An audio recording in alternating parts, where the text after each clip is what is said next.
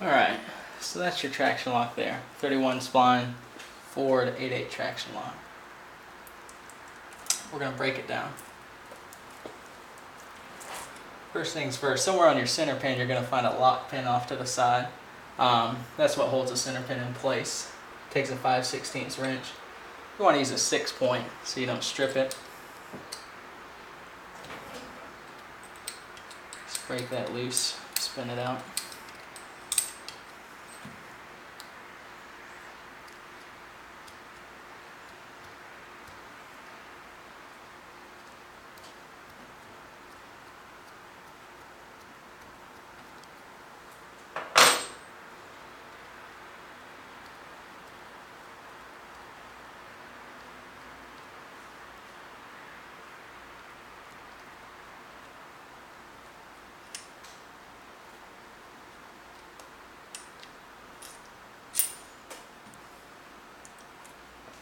Once that's free, it'll allow your center pin to move back and forth, so you can slip it out from the center of the spider gears.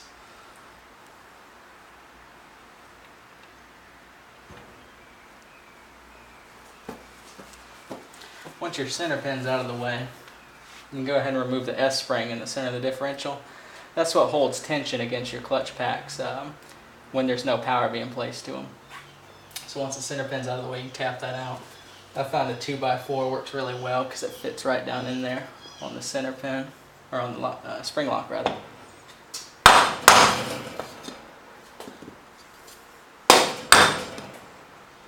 Just give it a tap or two so it's exposed on the other side.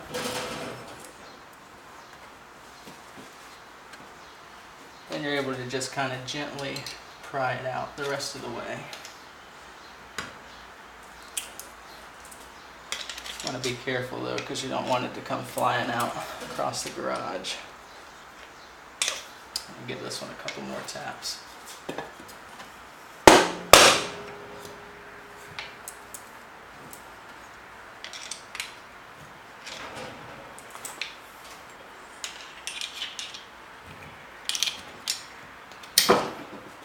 So there's that.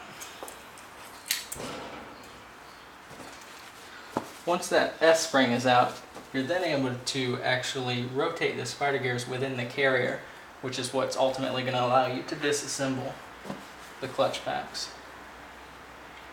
This one's loose because I've already got a couple clutch packs removed from my last rebuild. I robbed some from this one, so it's going to walk out a lot easier than you might normally find.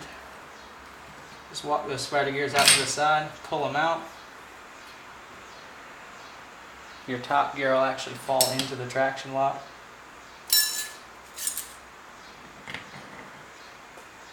Just remove all that, tip it over. Let that one fall out as well.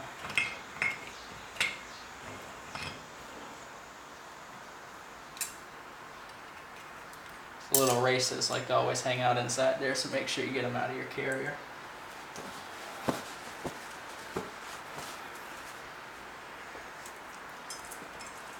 So it's that easy. Naked carrier, parts on the counter.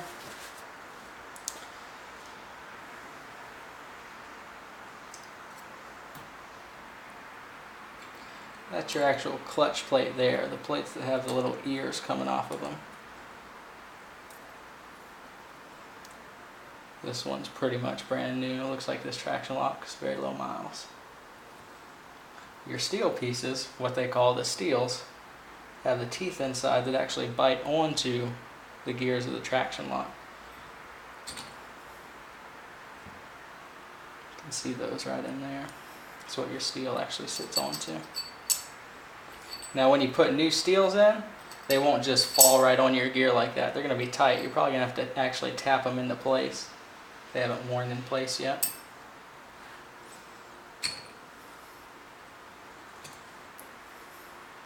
You always want to check the backs of your spider gears because the bearing races will actually stick inside of them.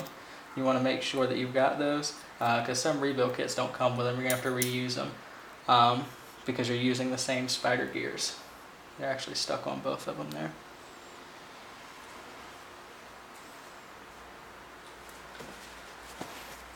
Once you've got it all apart, you can go ahead and start cleaning up your parts, checking your wear.